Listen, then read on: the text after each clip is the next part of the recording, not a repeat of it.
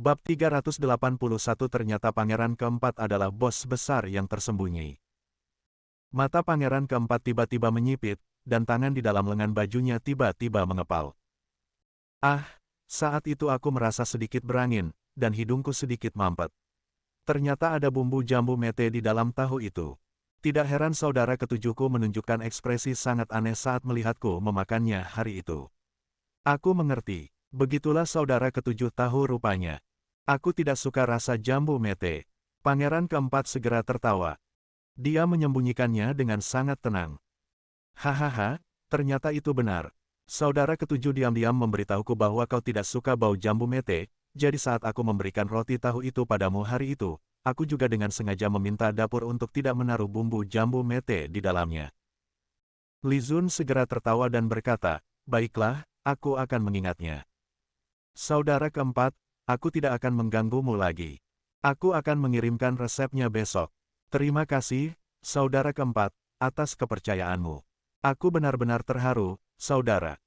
Saudara keenam, kata-katamu terlalu serius. Baiklah, saudara keenam, silakan pergi dengan perlahan. Pangeran keempat tersenyum dan mengangguk, lalu segera berdiri untuk mengantarnya.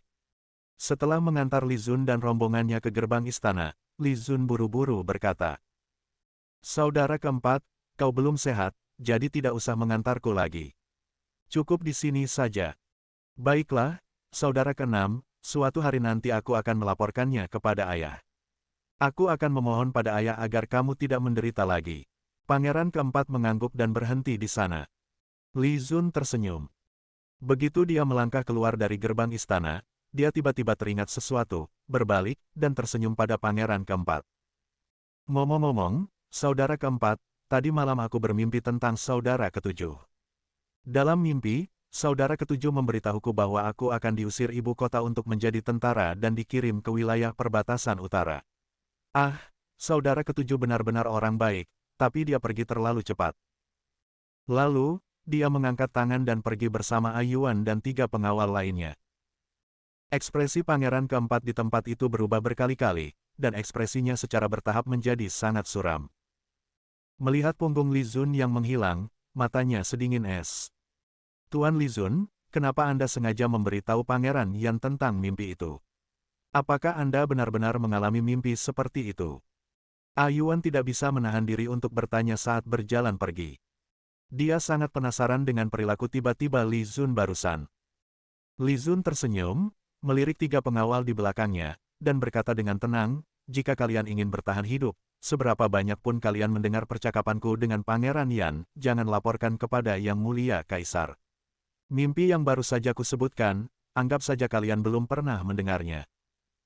Ekspresi ketiga pengawal tiba-tiba tegang, dan mereka semua saling memandang dan melihat tatapan serius di mata mereka. Wajah Ayuan sedikit berubah. Dia tahu bahwa Li Zun tidak akan memperingatkan mereka bertiga tanpa alasan, jadi dia segera diam dan tidak bertanya lagi. Li Zun tampak santai dan berjalan dengan tenang, tapi ada kedinginan yang mendalam di matanya. Pangeran keempat, ternyata Anda yang membunuh pangeran ketujuh. Betapa kejamnya. Tidak hanya Anda bisa menyerang saudara-saudara sendiri, tetapi Anda bahkan berani memakan racun yang Anda berikan pada diri sendiri. Apakah Anda merasa percaya diri, atau Anda pikir Anda gila? Li Zun telah berpikir dengan hati-hati di penjara selama beberapa hari ini, dan akhirnya menebak bahwa itu mungkin trik pangeran keempat, dan dia tidak sabar untuk mengujinya begitu dia dibebaskan dari penjara. Benar saja. Racun itu ternyata diberikan oleh pangeran keempat. Dan, yang mengerikan adalah dia meracuni dan memakannya sendiri. Betapa gilanya. Orang seperti itu juga sangat menakutkan. Dengan kata lain, selain kendali Li Zeng di balik kejadian buruk yang dialaminya kali ini, pangeran keempat juga diam-diam memanfaatkan kesempatan ini untuk menyingkirkan pangeran ketujuh. Sebenarnya, jika rencana itu tidak bertentangan dengan Shen Kuo dan Li Zeng, dirinya pasti akan diburu begitu keluar dari kota. Penyergapan di pintu keluar lorong rahasia makam kekaisaran bawah tanah adalah bukti yang jelas tentang ini. Orang yang menyergapnya pasti telah diatur oleh pangeran keempat. Jadi, pangeran keempat tahu tentang lorong rahasia itu. Pangeran empat rupanya tahu di bawah taman makam kekaisaran ada lorong yang menghubungkan kompleks istana kerajaan dengan area luar ibu kota. Lalu, Apa hubungan antara pangeran keempat dan Kasim besar dinasti sebelumnya? Jika tidak ada hubungan, bagaimana pangeran keempat bisa mengetahuinya?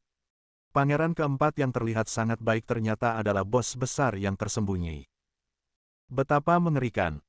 Ternyata, orang yang rendah hati bukanlah orang biasa.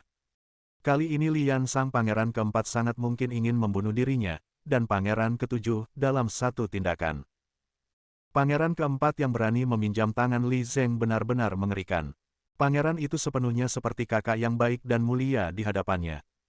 Sementara Li Zun meratapi betapa menakutkannya pangeran keempat di istana Pangeran Yan juga memiliki ekspresi ketakutan di wajahnya, duduk sendirian di ruang tamu, bermain dengan cangkir teh di tangannya.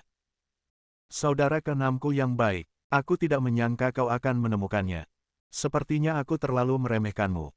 Mata pangeran keempat dipenuhi dengan kekejaman dan kedalaman yang tak ada habisnya. Aku awalnya berpikir bahwa kau hanya kecanduan wanita dan tidak bisa mencapai hal besar. Aku tidak menyangka bahwa kau telah menahannya selama bertahun-tahun. Sungguh tidak sia-sia, aku telah belajar dari pelajaran ini.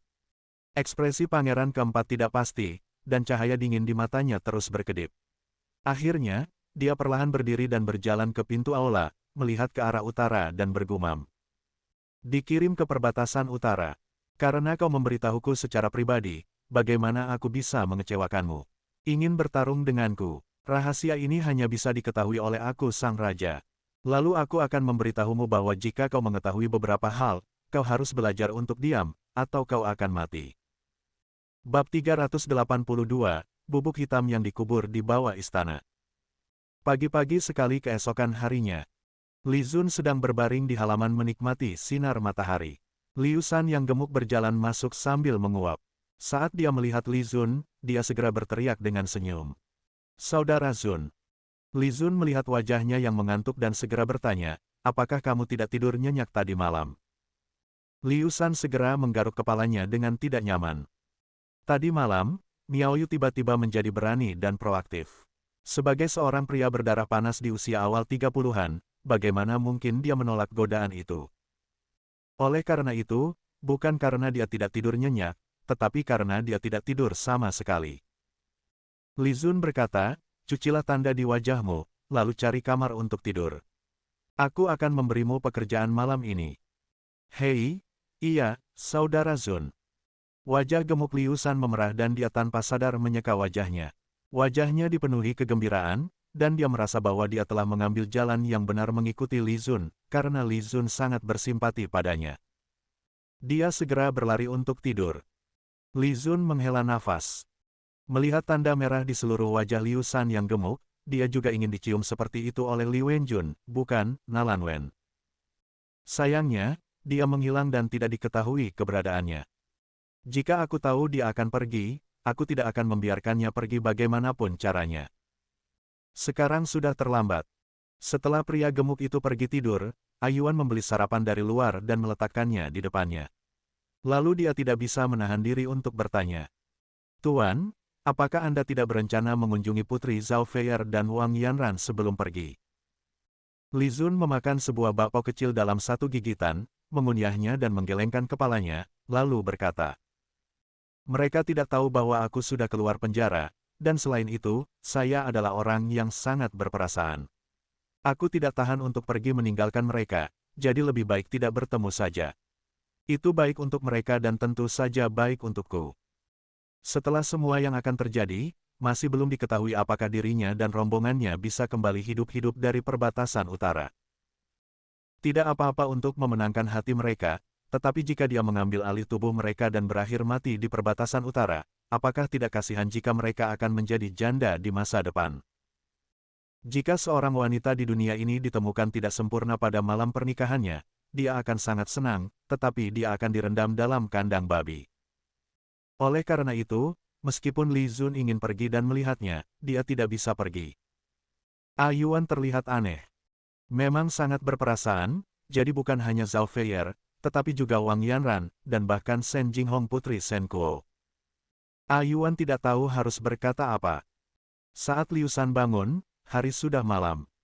Sudah gelap di luar, jadi dia segera bangun. Saat dia berjalan ke halaman, Li Zun sedang bermain catur dengan Ayuan. 3 penjaga yang mengawasinya juga sedang bermain-main dengan cara mereka sendiri. Sepertinya mereka menggunakan batu dan garpu kayu untuk bermain catur di atas papan yang digambar di tanah. Itu terlihat seperti sejenis catur, tetapi dia belum pernah melihatnya sebelumnya. Liu Shan yang gemuk sangat penasaran dan ingin bermain dengannya, tetapi dia tidak lupa apa yang dikatakan Li Zun kepadanya pagi itu. Saudara Zun, dia berlari cepat. Li Zun menatapnya dan berkata, apakah kamu sudah bangun? Cucilah wajahmu, lalu pergi ke ruang makan untuk makan sesuatu, dan kemudian langsung bekerja. Ya, Saudara Zun. Liu Shan segera pergi ke ruang makan. Ayuan bertanya dengan penasaran, apa yang ingin dilakukan Tuan padanya. Li Zun tidak menyembunyikan apapun, dan berkata, 2 bulan lalu, aku mengubur sesuatu di bawah sini. Aku bisa menggunakannya dalam perjalanan ke utara kali ini, jadi aku ingin dia menggali itu. Ayuan menjadi lebih penasaran dan bertanya, apa itu? Li Zun segera menyipitkan matanya padanya dan berkata dengan senyum, ini rahasia. Ayuan berhenti berbicara dan berkonsentrasi bermain catur dengan Li Zun. Hal yang disebut catur ini sangat menarik. Ada begitu banyak aturan dalam memainkannya sehingga otaknya tidak bisa mengikutinya dan dia selalu kalah. Liu Shan yang gemuk segera menyelesaikan makanannya dan keluar. Li Zun memintanya untuk menemukan cangkul, lalu membawanya ke halaman belakang. Dia meraba-raba di halaman untuk sementara waktu, lalu menunjuk ke suatu tempat dan berkata, orang gemuk, gali di bagian sini. Liu Shan segera bekerja keras tanpa berkata apa-apa. Ayuan dan 3 penjaga sedang mengawasi. Setelah menggali selama 1/4 jam, orang gemuk itu berkeringat deras, tetapi akhirnya dia menemukan beberapa kotak kayu yang dibungkus dengan sangat protektif. Ketika Li Zun melihat bahwa dia akhirnya menggali itu, dia segera berkata, orang gemuk, ini kotaknya. Ambil semuanya. Setelah beberapa saat, ada 10 kotak di halaman, baik besar maupun kecil. Li Zun melihat bahwa tidak ada masalah dengan perlindungan dan kemasan yang dia buat. Dia dengan hati-hati membuka salah satunya dan melihatnya, memperlihatkan beberapa bubuk hitam di dalamnya.